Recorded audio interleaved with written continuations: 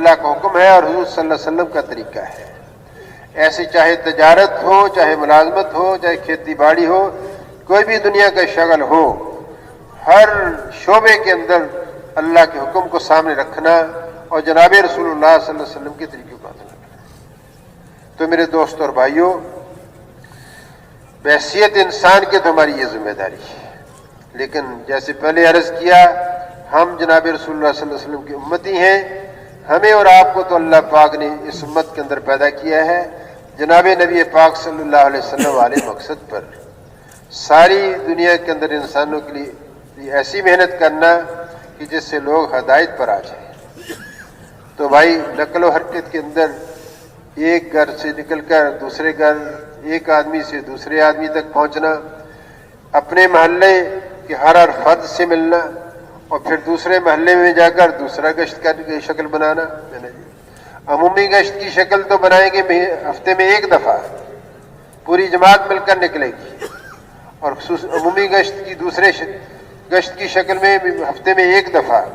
لیکن روزانہ میرے دوست اور بھائیوں 2.5-3 گھنٹے ہر مسلمان اپنے آپ کو فارغ کر کے اس مبارک محنت پر لگائے، جس مبارک محنت کے وجود میں آ جانے سے اللہ رب العزت دین پر چلنا آسان فرماتے ہیں. تو بھائی، جب ہم اپنے گشت میں نکلیں گے تو بھائی 1 گھنٹہ 1.5 گھنٹہ لگ جاتا رہے، اور جب دوسرے گشت میں جائیں گے تو آدھا پونا گھنٹہ زیادہ لگ جائے گا. تو کتنی گھڑیاں ہو جائیں گی. ایک گھڑی کا اجر 60-70 سال کی عبادت سے زیادہ ہے. 1 گھنٹہ لگ گیا تو بھائی اللہ اکبر، تو 2 گھڑیوں کا اجر مل گیا. 1.5 گھنٹہ لگ گیا تو کم از کم 3 گھڑیوں کا اللہ نے اجر عطا فرما دیا ہے. تو دوست اور بھائیو، جو تو اجر و ثواب کو سامنے رکھ کر چلے گا اللہ اس کو استقامت دیں گے، اور جو افراد کو سامنے رکھ کر چلے گا، افراد ہوں گے تو چلے گا، نہیں ہوگا تو ختم ہو جائے گا. تو اپنی ذمہ داری سمجھ کر ان گشتوں کے اندر شرکت کرنا. پھر روزانہ 2.5-3 گھنٹے کم از کم. اصل تو حضرات فرماتے ہیں کہ ہر مسلمان کو 8 گھنٹے روزانہ دعوت کے لیے نکالنے چاہیے. تو جب ہم گھر گھر جا کر عمومی گشت کی شکل میں، خصوصی گشت کی شکل میں روزانہ کی محنت اختیار کرنا پڑتا ہے، اور شادی کے سبب کو اختیار نہیں کریں گے تو دوست اور بھائیوں اولاد نہیں ملتی. اللہ رب العزت قادر ہے اس بات پر کہ بغیر شادی کے سبب کو اختیار کیے اللہ اولاد دے دیں، یا انسان کو خلقت کر دیں. جیسے آدم علیہ السلام کو اللہ رب العزت نے بغیر شادی کے سبب کے تنہا اللہ نے اپنی قدرت سے آدم علیہ السلام کو پیدا فرمایا. نظام کائنات کے خلاف اللہ رب العزت نے آدم علیہ السلام کے پہلو سے اماں حوا علیہ السلام کو پیدا کیا ہے. ہم کیا دیکھتے ہیں کہ ہمیشہ مادہ بچے کو جنم دیتی ہے، لیکن یہاں کے نظام کے خلاف اللہ پاک نے آدم علیہ السلام مرد ہیں، ان سے اللہ پاک نے ان کے پہلو سے اماں حوا کو پیدا کیا. اللہ کی قدرت ہے. عیسیٰ علیہ السلام کو اللہ رب العزت نے بغیر باپ کے پیدا فرمایا. یہ اللہ کی قدرت ہے.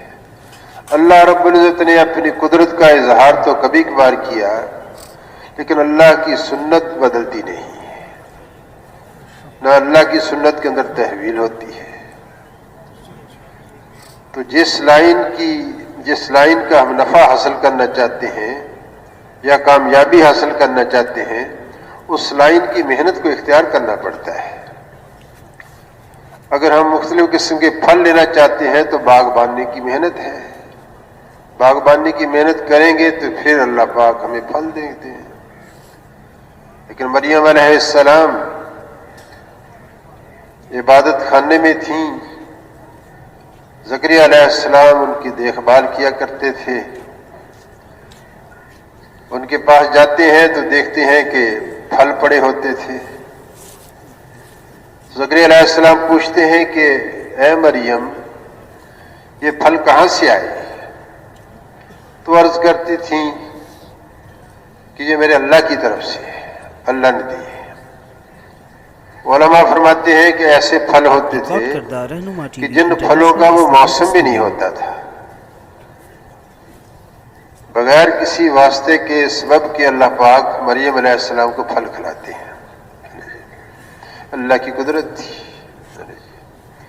ایسے ہی دوستوں اور بھائیوں، اگر ہم اور آپ مختلف قسم کی مصنوعات حاصل کرنا چاہتے ہیں تو صنعت کے سبب کو اختیار کرنا پڑتا ہے۔ کپڑا لینا چاہتے ہیں تو کپڑے کی محنت، کپڑے کی صنعت، برتن لینا چاہتے ہیں تو برتنوں کی صنعت، اور دوستوں اور بھائیوں، چیزوں کو حاصل کرنے کے لیے مصنوعات کی چیزوں کی صنعت کو اختیار کرنا پڑتا ہے۔ تو جیسے دنیا دارالاسباب ہے، ایسے ہی اللہ رب العزت نے انسانوں کے دلوں کے اندر دین آ جائے، لوگ انسان لوگ اللہ کو پہچاننے والے بن جائیں، اس کے لیے اللہ پاک نے حضرات انبیاء علیہ الصلوۃ والسلام کی محنت کو سبب کا درجہ دیا ہے۔ تو نبیوں والی محنت کے سبب کو اختیار جب کیا گیا تو اللہ نے نبیوں کی محنت کو سبب کا درجہ دے کر اللہ پاک نے لوگوں کو ہدایت عطا فرمائی۔ ہدایت تو اللہ ہی دیتے ہیں۔ جیسے کھیتی باڑی کی محنت کی جاتی ہے، سبب اختیار کیا جاتا ہے، کھیتیاں تو اللہ ہی اگاتے ہیں، اناج تو اللہ ہی دیتے ہیں، باغبانی کی محنت کو سبب اختیار کیا جاتا ہے تو پھل تو بھی اللہ ہی لگاتے ہیں۔ باغبان، باغ میں محنت کرنے والا، وہ تو پھل نہیں لگاتا، پھل تو اللہ اپنی قدرت سے لگاتے ہیں۔ ایسی دوستوں اور بھائیوں، ایک تجارت کی محنت ہے جس سے مال حاصل ہوتا ہے۔ تو دوستوں بھائیوں، تجارت کی محنت تاجر کرتے ہیں، لیکن بھائی اس کے اندر سے مال تو اللہ ہی عطا فرماتے ہیں۔ ایک ہی لائن کے دو تاجر ہیں، ساتھ ساتھ ان کی دکانیں ہیں، ایک کی تجارت سے اس کو نفع ہو رہا ہے، دوسرے کی تجارت خسارے میں جا رہی ہے۔ انٹرنیشنل اسلامک اسٹوڈیو تو کرنے والی ذات کون ہے؟ اللہ کی ذات ہے۔ نفع دینے والی ذات تجارت کی شکل سے، مال کی شکل میں، تو اللہ کی ذات ہے۔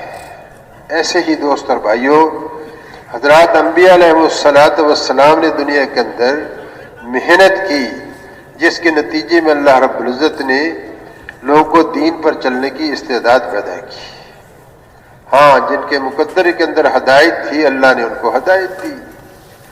جو محروم اور شقی بدبخت تھے، وہ ہدایت سے محروم رہے۔ تو ہدایت اللہ کے ہاتھ میں ہے، نتیجہ اللہ کے ہاتھ میں ہے۔ زراعت کی محنت سے تو اناج ملتا ہے، تجارت کی محنت سے دوستوں اور بھائیوں مال ملتا ہے، باغبانی کی محنت سے پھل ملتے ہیں، صنعت کاری کی محنت سے مصنوعات ملتی ہیں۔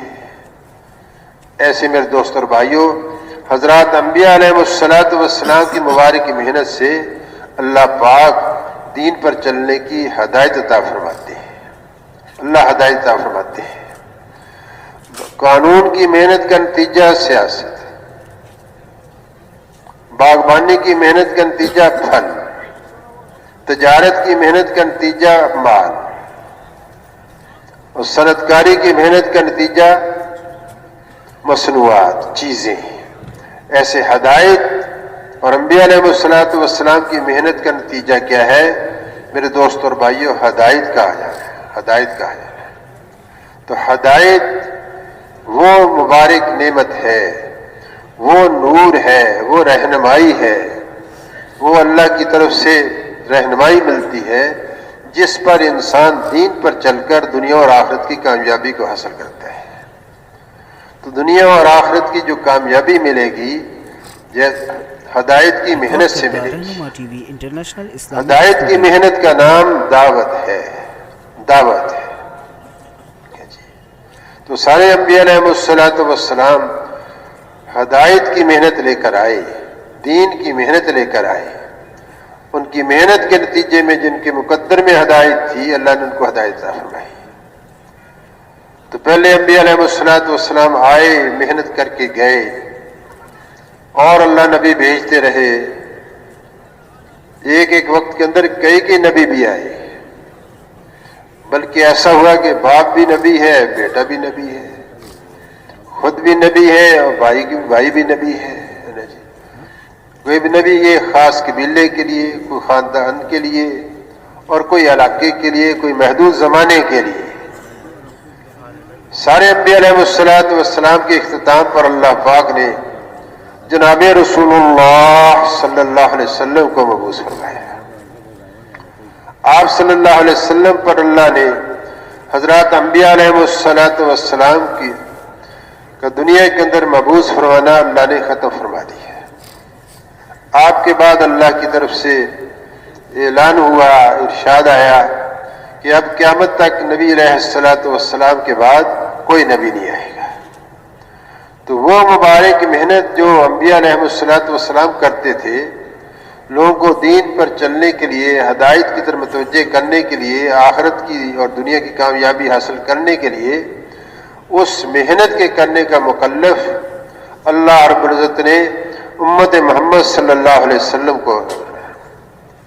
تو ہماری اور آپ کی جو بعثت ہے نبیوں والے مقصد پر ہے, بلکہ صحیح معنوں کے اندر آپ صلی اللہ علیہ وسلم جس مقصد کے لیے دنیا کے اندر مبعوث ہوئے, اللہ رب العزت نے اس امت کے ہر فرد, مرد اور عورت کو آپ صلی اللہ علیہ وسلم والے مقصد پر اس کی بعثت کی ہے. ریکارڈ کردہ رہنما ٹی وی. ہم اور آپ کا دنیا کے اندر آنے کا وہی اصلی مقصد ہے جو نبی علیہ الصلوۃ والسلام کی زندگی کا مقصد تھا.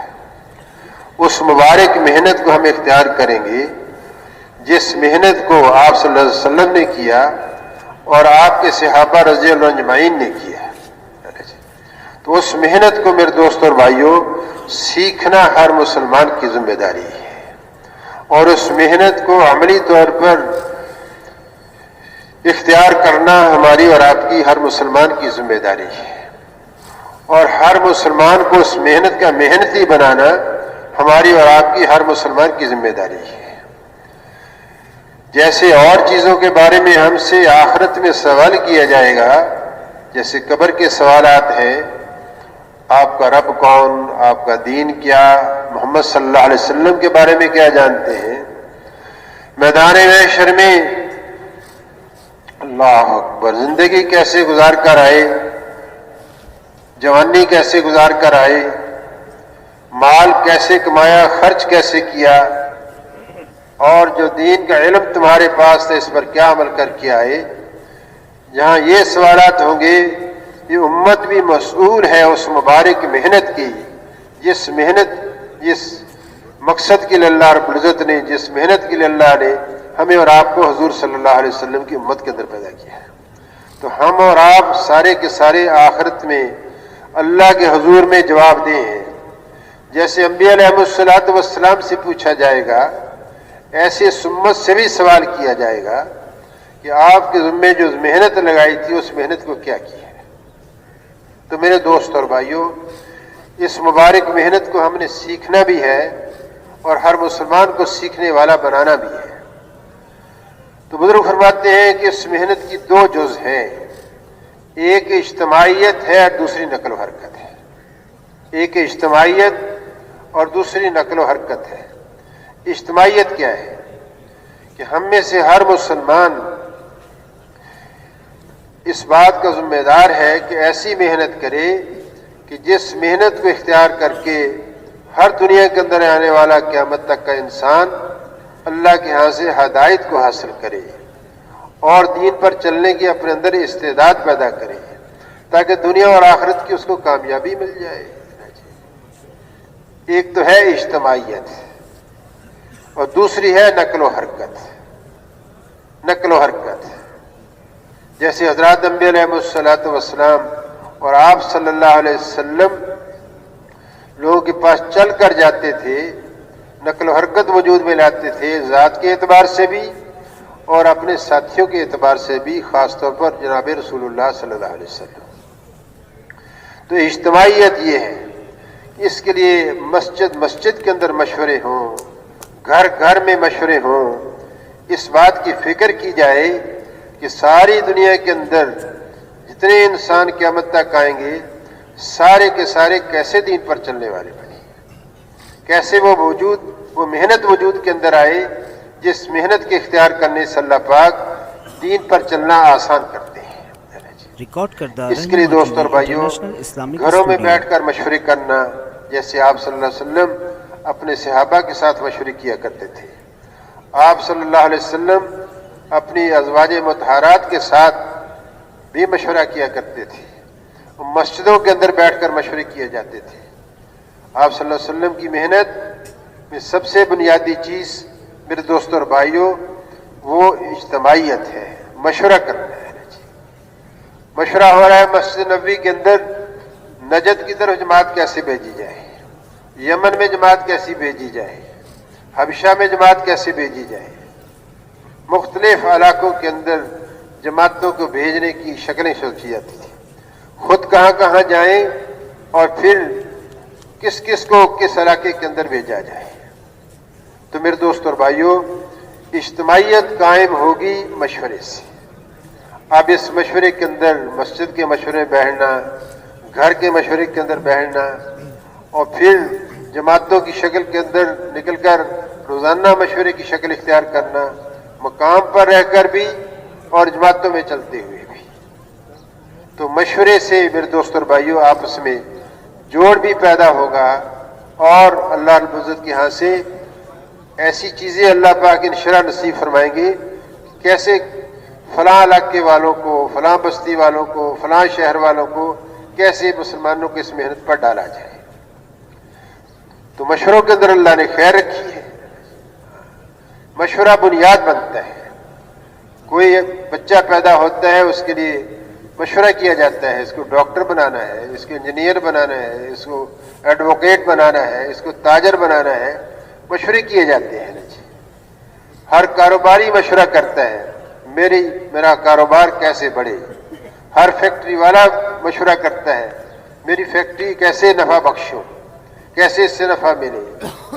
تو مشورہ گھروں کے اندر کرنا، مسجدوں میں بیٹھ کرنا، جماعتوں کے نکل کر کرنا، میرے دوست اور بھائیوں یہ بنیاد بنتا ہے نقل و حرکت کے وجود میں لانے کا، نقل و حرکت کے وجود کے اندر لانے کا۔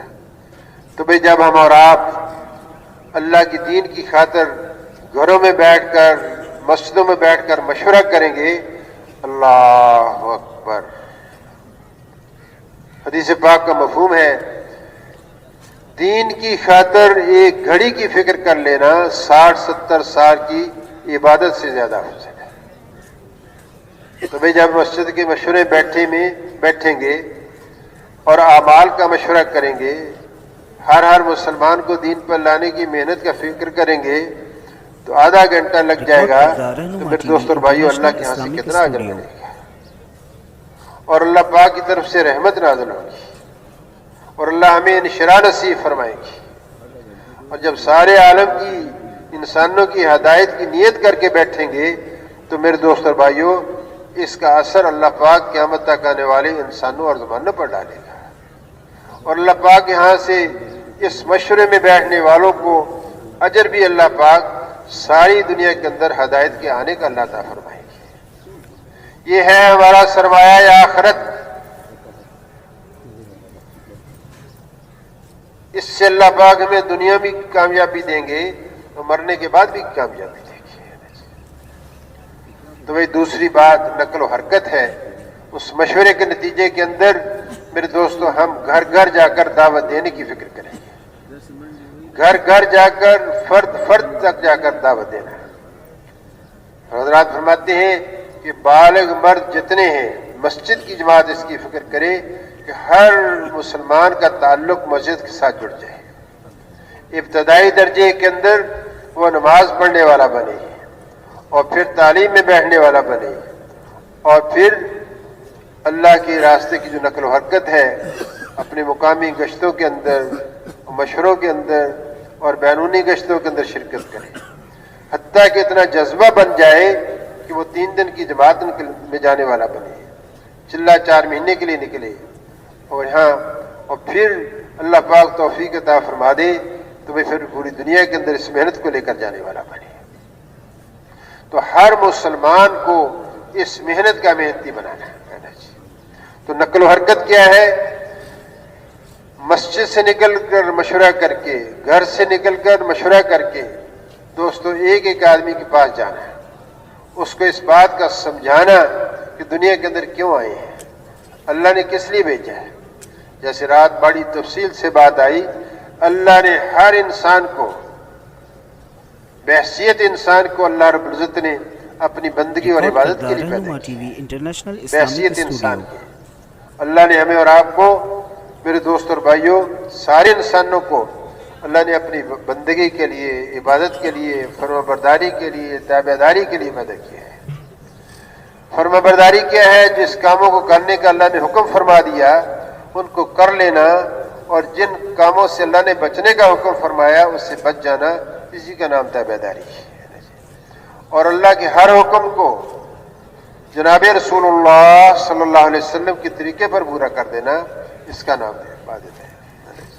जैसे नमाज है अल्लाह का हुक्म है और हुजूर सल्लल्लाहु अलैहि वसल्लम का तरीका है, ऐसे चाहे तजारत हो, चाहे मुलाजमत हो, चाहे खेती बाड़ी हो, कोई भी दुनिया का शगल हो, हर शोबे के अंदर अल्लाह के हुक्म को सामने रखना और जनाब रसूलुल्लाह सल्लल्लाहु अलैहि वसल्लम के तरीके को अपनाना।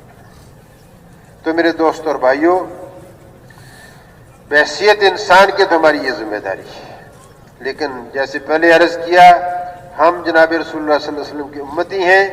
हमें और आपको तो अल्लाह पाक ने इस उम्मत के अंदर पैदा किया है जनाब नबी पाक सल्लल्लाहु अलैहि वसल्लम वाले मकसद पर। सारी दुनिया के अंदर इंसानों के लिए ऐसी मेहनत करना कि जिससे लोग हदायत पर आ जाए। तो भाई नकल व हरकत के अंदर एक घर से निकलकर दूसरे घर, एक आदमी से दूसरे आदमी तक पहुंचना, अपने मोहल्ले के हर फर्द से मिलना और फिर दूसरे मोहल्ले में जाकर दूसरा गश्त की शक्ल बनाना।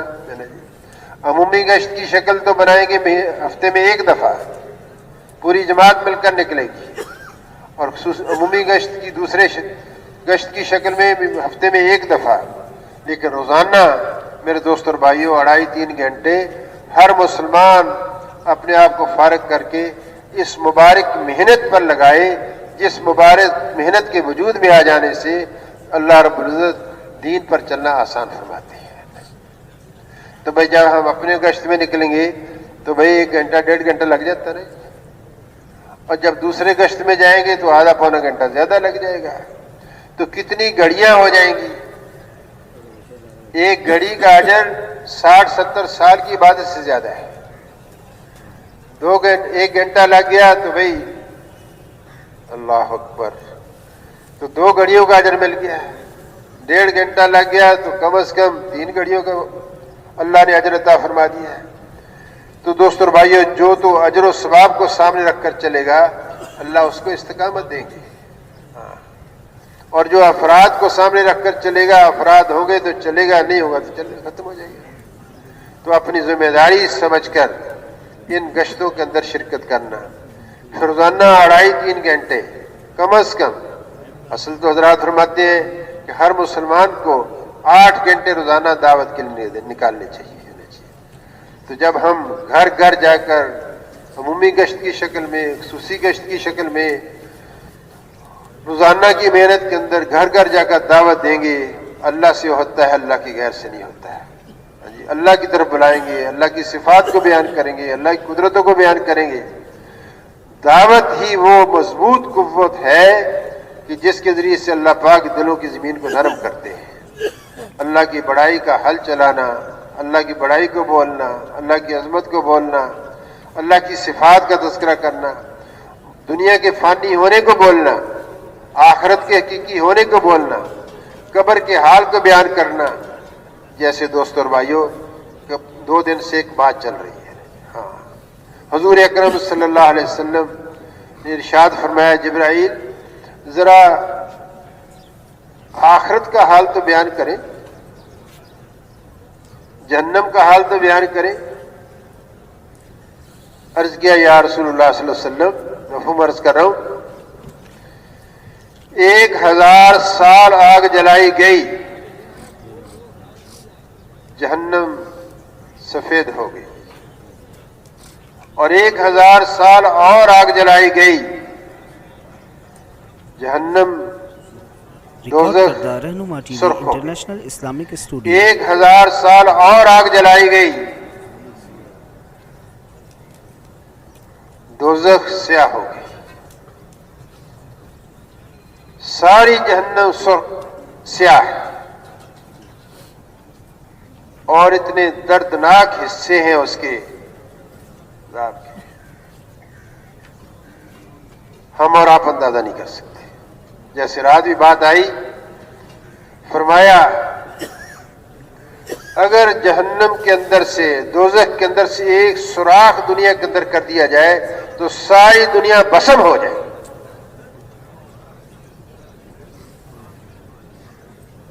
और जहन्नम की जंजीरों में से एक जंजीर दुनिया भर के पहाड़ जमा करके उस पर रख दिया जाए तो सारे पहाड़ पिघल कर मैदान बन जाए।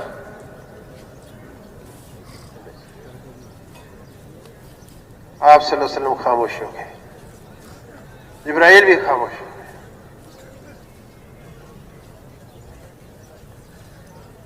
फिर जिब्राइल अलैहिस्सलाम ने उसकी दर्जे बयान फरमाए। सबसे दर्दनाक, सबसे ज्यादा अजियत देने वाला, सबसे ज्यादा अजाब वाला हिस्सा सबसे नीचे है, उसका नाम हाविया है। उसमें कौन होगा? अर्ज किया उसके अंदर मुनाफिकीन होंगे। उससे कम दर्जे के अजाब वाला हिस्सा, उसका नाम क्या है? उसका नाम जहीम है। उसमें क्या होगा? उसमें कौन होंगे? उसमें मुशरिकीन होंगे। सबसे कम दर्द अजाब वाला हिस्सा कौन सा होगा? वो सबसे ऊपर वाला, जिसको जहन्नम कहते हैं। उसमें कौन होगा? उम्मत मोहम्मद सल्लल्लाहु अलैहि वसल्लम के गुनाहगार मुसलमान।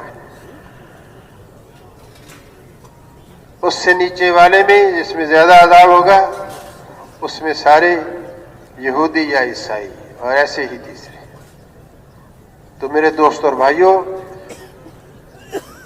जहन्नम की हाल को बयान करना, कब्र में मुर्दे के साथ क्या होता है इसको बयान करना, मिट जाने वाली दुनिया का तज़किरा कम, बाकी रहने वाली आखिरत का तज़किरा जितना घर घर जाकर करेंगे, फर्द फर्द पर जाकर करेंगे, अल्लाह रब्बुल इज़्ज़त दिलों की ज़मीन को नरम करेंगे और दीन पर चलने की इस्तेदाद पैदा करेंगे।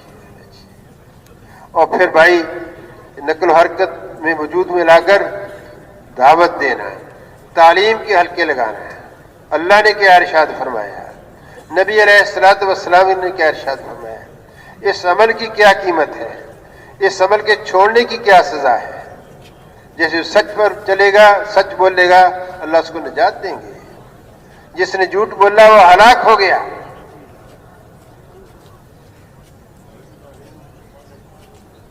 जैसे रात बात आई कि अगर ज़कात देना रोक लेंगे तो अल्लाह बारिशों को रोक लेंगे। रिकॉर्ड करदा रहनुमा टीवी अगर परिंदे, जानवर और स्टूडियो जानदार ना होते तो अल्लाह बूंद पानी की न देते।